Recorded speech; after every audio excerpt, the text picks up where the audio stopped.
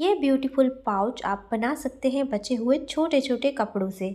तो देखिए मेरे पास इस तरीके के कुछ कपड़े बचे हुए थे, वो मैंने ले लिए हैं और उसे जॉइंट करके मैंने एक 14 बाय 12 इंच का स्क्वायर पीस तैयार किया है।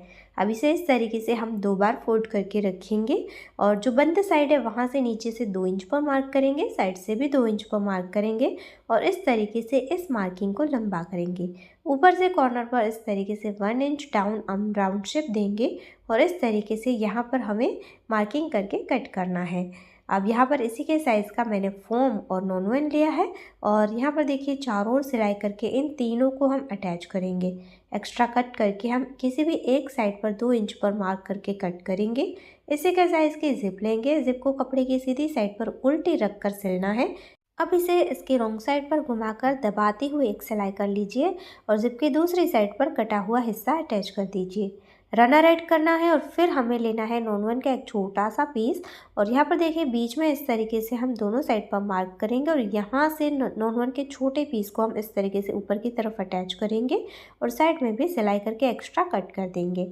अब इस तरीके से इसके दोनों हाथ को हमें मोड़ना है और जो भी जगह ऊपर बच रही है उस साइज़ की ज़िप लेनी है, यानी कि 13 इंच की ज़िप ली है मैंने।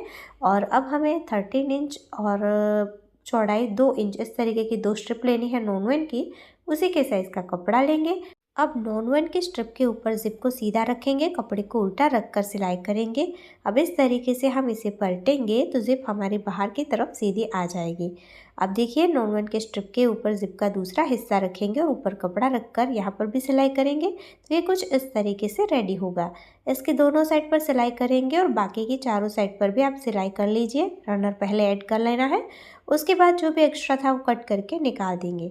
अब देखिए इसके दोनों हाथ के साथ इस तरीके से हम दोनों साइड सिलाई करके इसे अटैच करेंगे और इसके रफ एजेस को नॉन-वन की स्ट्रिप से ही फिनिश करेंगे। अब इस तरीके से हम इसे फोल्ड करके इसका सेंटर निकालेंगे और जो मेन पीस ज़िप वाला था उसे भी फोल्ड करके उसका भी सेंटर निकालेंगे और इन दो सेंटर को हमें मैच करना है। इसके सामने वाली साइड पर भी सेम तरीके से करना है और फिर यहाँ पर इस तरीके से हम सिलाई कर लेंगे। तो दोनों साइड पर इसी तरीके से करते हुए हमने सिलाई कर ली है। अब नॉन-वन के स्ट्रिप से ही इसके रफ एजेस को फिनिश कर लेना है।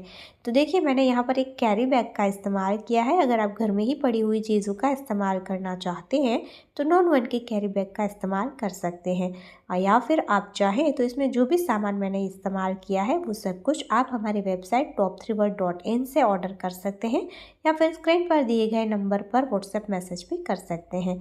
आइडिया पसंद आया है तो लाइक और फॉलो करना बिल्कुल मत भूलना।